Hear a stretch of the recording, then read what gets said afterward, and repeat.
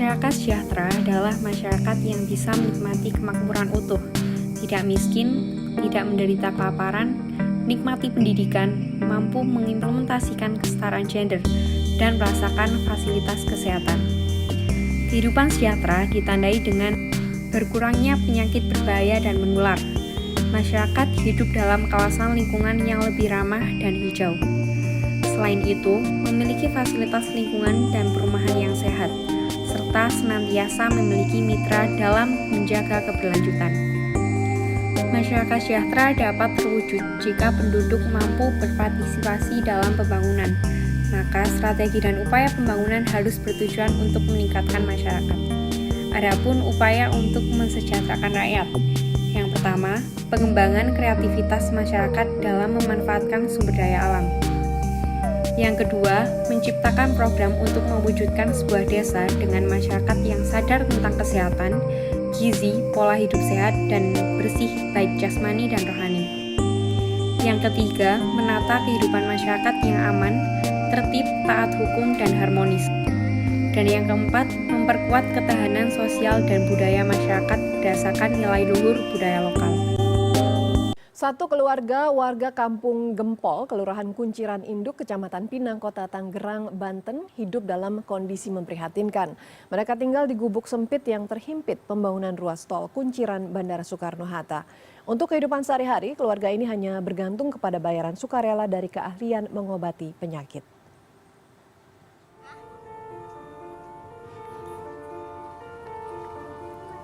Bersama 6 orang anaknya, pasangan Muhammad Arashi Arifin dan Lastri hidup di gubuk kayu sejak 10 tahun silam.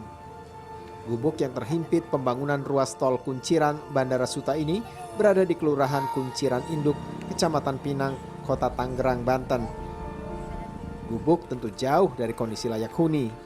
Begitu pula gubuk yang dihuni warga Kampung Gempol ini. Kondisinya memprihatinkan. Selain kotor, gubuk ini gelap karena tak memiliki penerangan. Di dalam gubuk yang dihuni Arifin, istri, dan 6 orang anaknya ini hanya terdapat satu tempat tidur. Ya, tempat tidur itu mereka gunakan bersama-sama untuk beristirahat. Untuk memenuhi kebutuhan hidup keluarga sehari-hari, Arifin hanya mengandalkan pendapatan dari keahliannya mengobati orang sakit. Dari sini dari tahun 75. Ini dari awal emang tinggalnya di gubuk sepertinya atau gimana, Pak? Enggak, dari rumah. Terus? Kejadian 2007 dihancurin rumah ini. Kita kirim gubuk sama keluarga kita aja sendiri. Yang lain udah pada gubuk. Itu yang hancurin siapa, Pak? Ya katanya udah jual malam itu. Lastri sang istri masih mengandalkan kayu bakar untuk memasak makanan sehari-hari. Mereka bahkan mengaku sempat mengonsumsi air comberan selama beberapa tahun karena tak mampu membeli air bersih.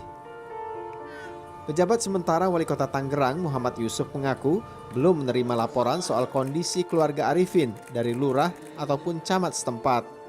Saya baru dengar dari Anda nih. Nanti saya cek dulu. Nanti kan ada dinas sosial di sini, ada ini. Nanti bersama dengan dinas terkait kita coba untuk atasi kan gitu.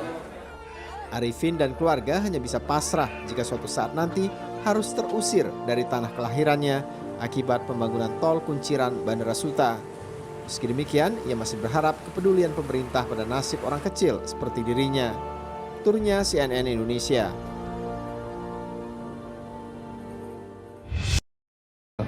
Assalamualaikum warahmatullahi wabarakatuh. Perkenalkan, nama saya Nova Asina Hamdani, mahasiswa Universitas Muhammadiyah Malang dari Fakultas Hukum dengan NIM 2022 1011 0311 309. Dan pada kesempatan kali ini saya akan mewawancarai teman saya sendiri, yaitu Nazan, berkaitan dengan kenapa negara harus mensejahterakan rakyatnya.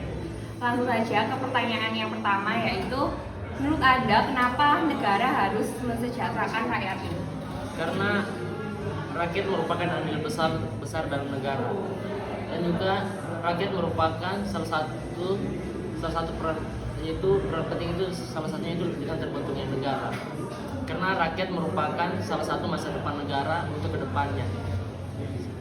Oke, lanjut ke pertanyaan yang kedua, yaitu apakah kesejahteraan rakyat masih menjadi prioritas di negara ini? Kalau menurut saya, iya.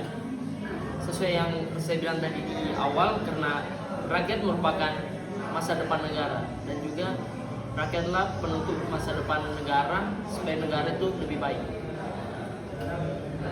Pertanyaan selanjutnya yaitu apa saja kendala-kendala untuk mencapai kesejahteraan rakyat? Kalau menurut saya sendiri itu dari pemerintahan kita sendiri, yaitu karena masih banyaknya pemerintah-pemerintah yang korupsi yang membuat rakyat itu menjadi terpuruk dan kurangnya kesejahteraan untuk rakyat.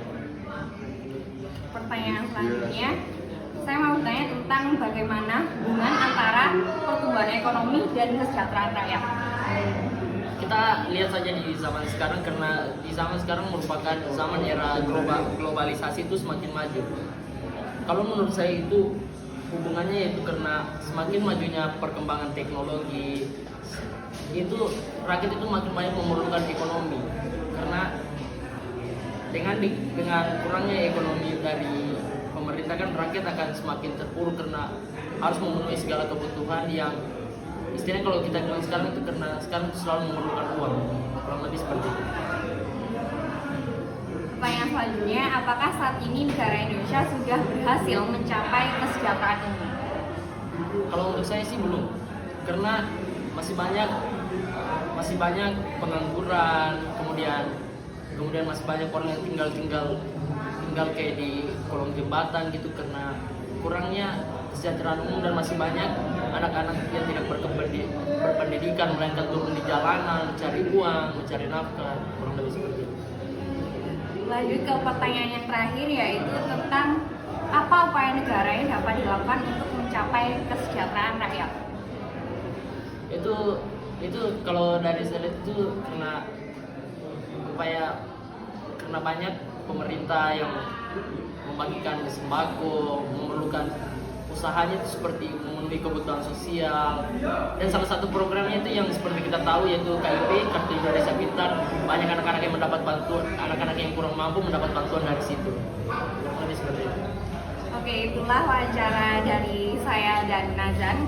Pada intinya negara memerlukan rakyat karena tanpa adanya rakyat negara tidak akan terbentuk. Saya Nova Ardhani, pamit undur diri. Wassalamualaikum warahmatullahi wabarakatuh.